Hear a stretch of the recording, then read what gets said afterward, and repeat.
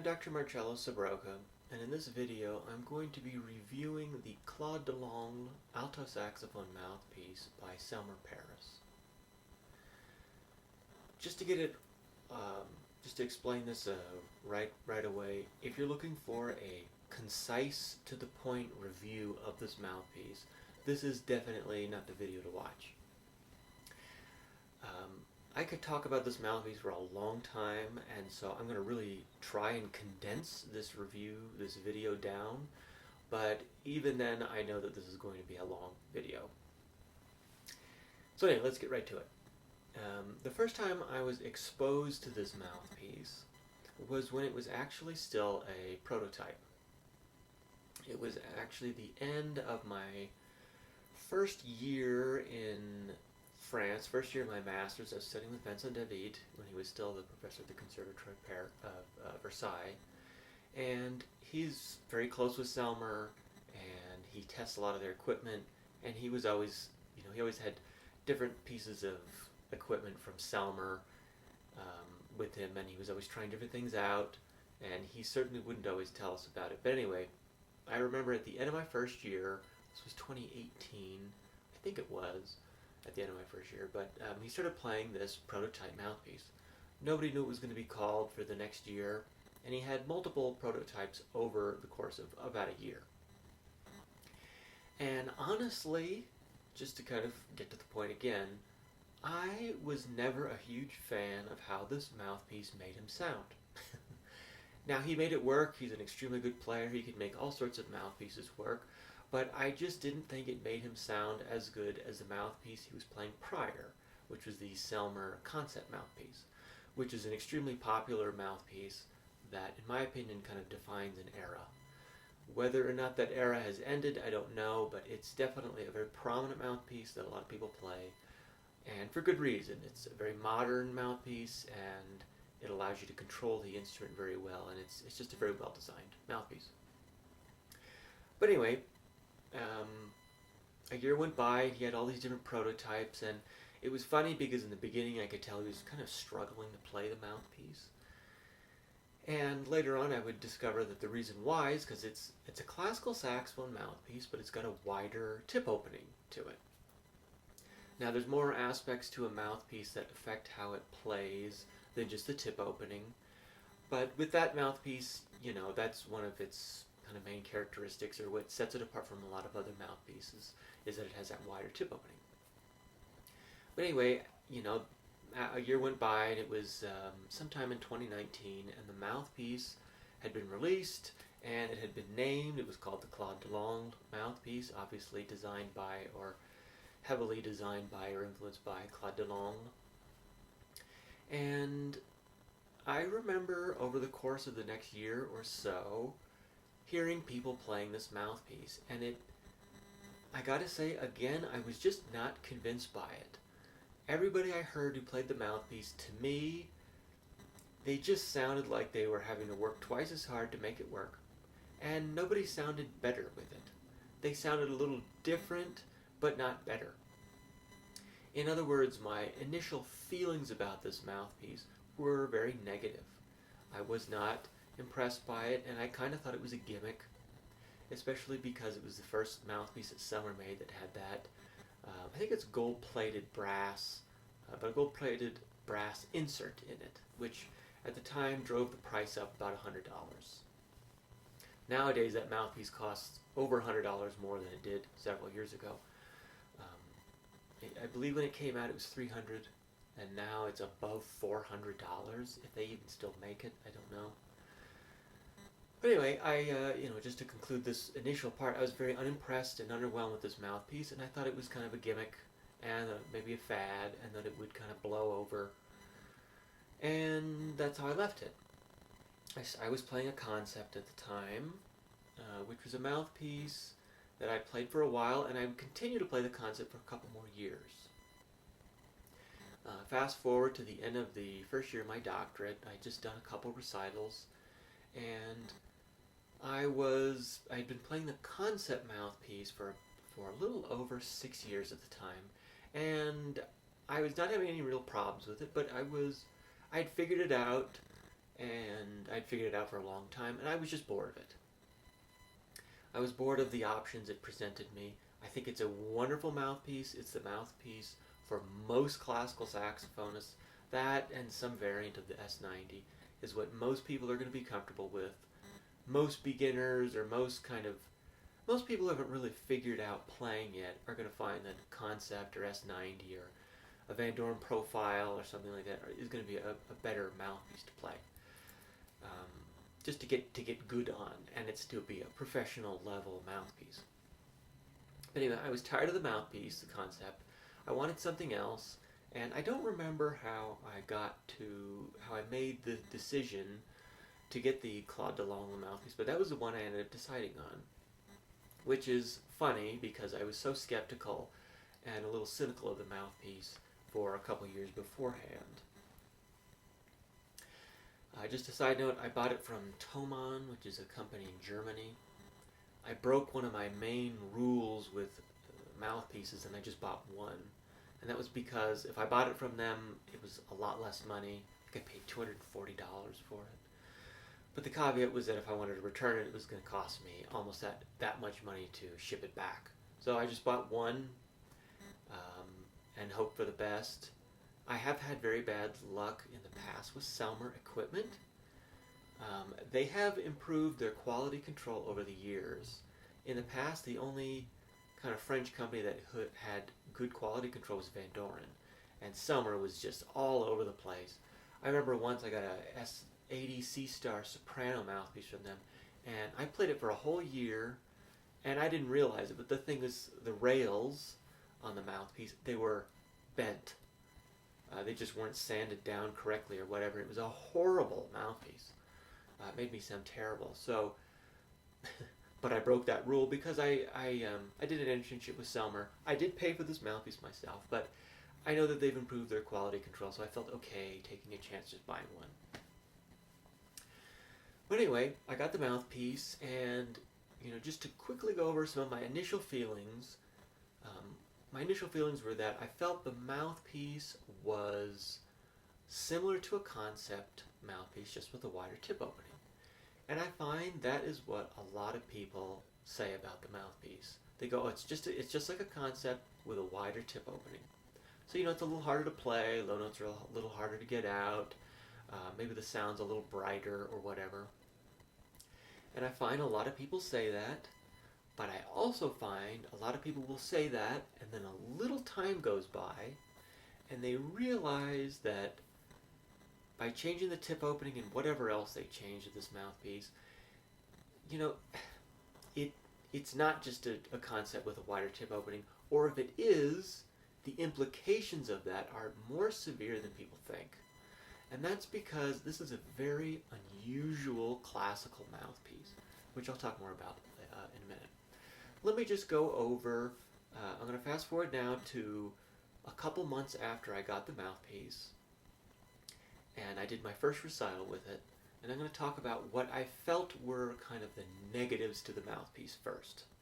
Then I'm going to talk about, now it's been about 4 years, what I think about those negatives and what I think are the pros of that mouthpiece. Furthermore, I may or may not do this, but when I edit this video, I may add in some excerpts of me playing this mouthpiece and it not going that well to kind of further help me describe what I mean by the cons to this mouthpiece. But anyway, now onto the cons. There were a couple cons of this mouthpiece. There's always issues with any piece of equipment, and this one is certainly no exception to it. The first issue I had with this mouthpiece was I found it very hard to decide what kind of reed to play with it. I narrowed it down to a Van Doren V12 3 and a Van Doren traditional 3 reeds. And honestly, over the period of, it's been about 4 years now, I've gone back and forth. The V12 gives you a little bit more control, whereas the traditional Van Doren reed has a little bit better sound. And so it's been very hard to decide between those two, much more frustrating than with other mouthpieces, I'll say that. just I felt very unsettled. So that was a problem I had at the beginning, and that has kind of persisted. Another issue I had was the upper register, the palm keys, high D to a high F sharp. This was really aggravating. It's a wider tip opening, so you'd expect that the whole instrument is a little more difficult to play, and it is. The low notes are harder and whatnot. I'll talk more about that in a second. But the palm keys, I was really aggravated by how this mouthpiece made the palm keys perform, because it made them very inconsistent and unsettled. The pitch, it just wouldn't sit anywhere. The timbre couldn't settle anywhere. And so I would find myself, getting different colors and, slightly different pitch depending on the context of me playing the note, which was very aggravating. As a classical saxophonist, which I believe this is a classical saxophone mouthpiece, you could probably play jazz with it, but it's designed for a classical saxophonist.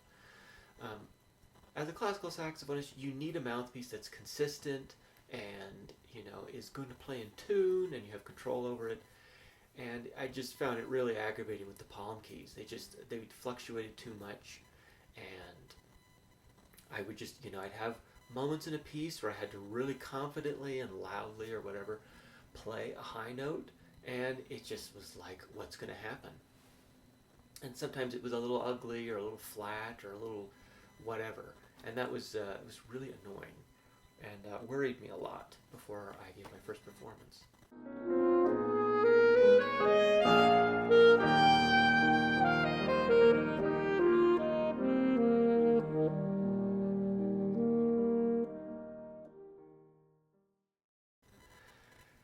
Another issue I had with this mouthpiece was the muddiness it had. And I don't mean muddiness in terms of the sound. I mean like when you're trying to connect a bunch of notes, or if you have a fast passage that's articulated. It just felt very laggy and muddy, and just, it's a wider tip opening. It's harder to play. And so I guess I wasn't really surprised about this, but it was an issue. I'd have a fast articulated section, I'd go and I'd play, and it just felt like there was a delay or something like that, and it was really annoying.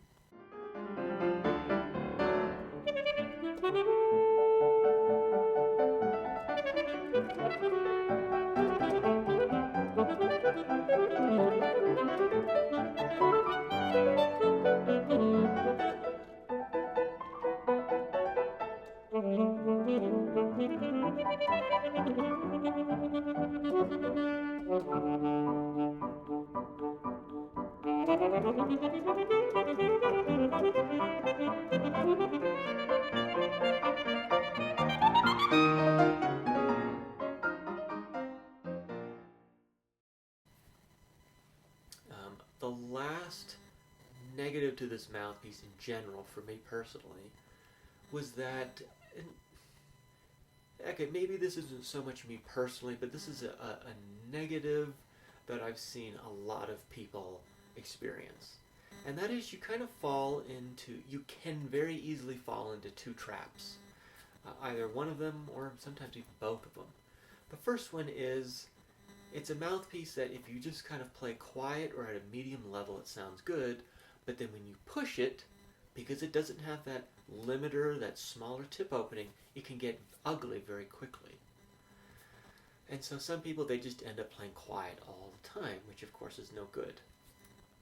The other category of people with this mouthpiece are people who just accept that they don't have as much control over it, and they don't sound as good with it, and they just kind of play with this bright, unfocused, not very in tune, not very precise sound all the time.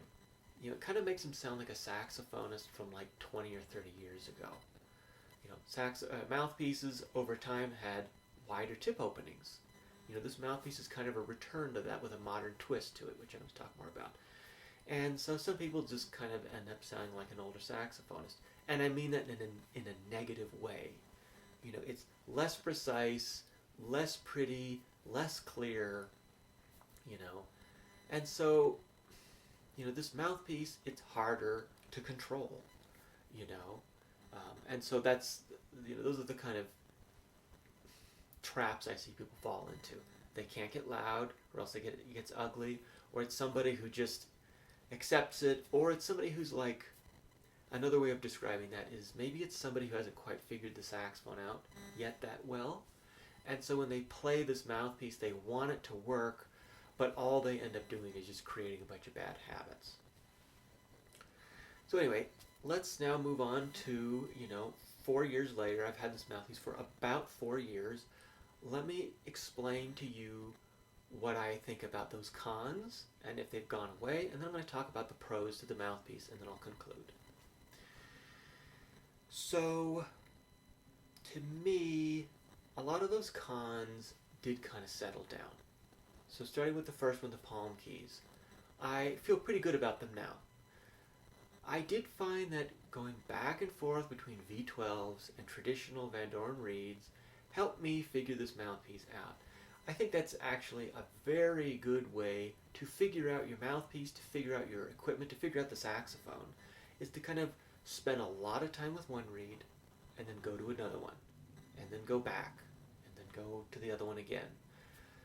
It takes a long time. It can be very frustrating, but I really think it helps you figure things out. And I think, the annoying indecision of which reed to play helped me figure this mouthpiece out more. And I think I play it much better now because of it, obviously. So the palm keys, in general, I'd say they're much more consistent and it's much less of a problem. Are they easy to play? Not really. It's something I do have to kind of fight for, but you can make it work.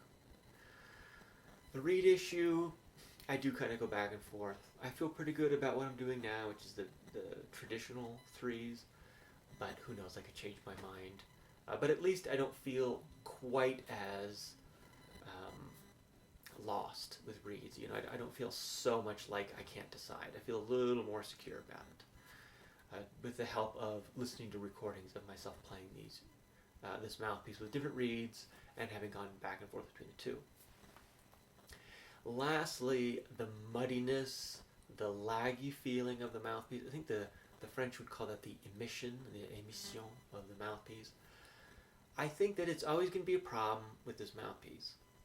But if you're really interested in playing it, and you certainly have to be more of an advanced player, you can make the mouthpiece work. You can make it so you don't fall into the trap of only having to play quiet or compromising the precision of your playing. If you know what you're doing, you can get this mouthpiece to a point where it sounds very good and feels pretty good too. What did I want to say about that?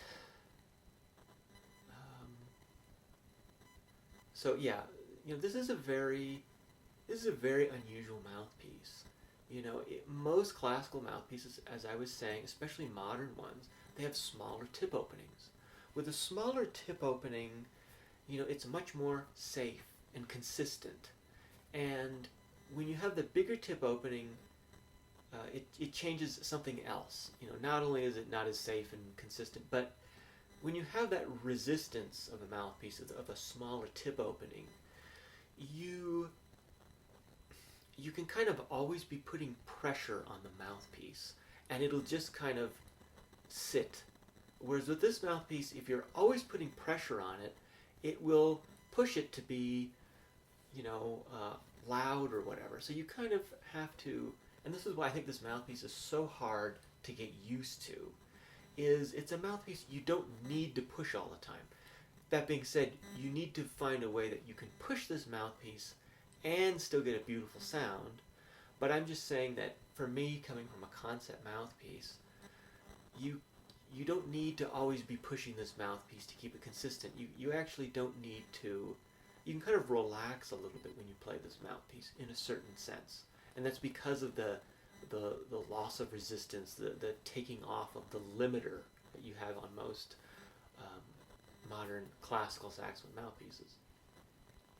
Which leads me to the pros of this mouthpiece.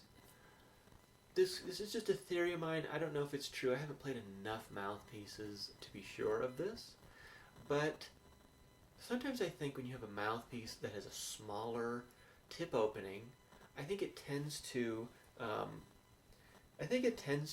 get sharper more easily when you get quieter, when you change dynamic levels. Whereas when you have a mouthpiece with a wider tip opening, for some reason the pitch stays more consistent. And surprisingly, even though this mouthpiece is harder to play, I found that it had very good intonation.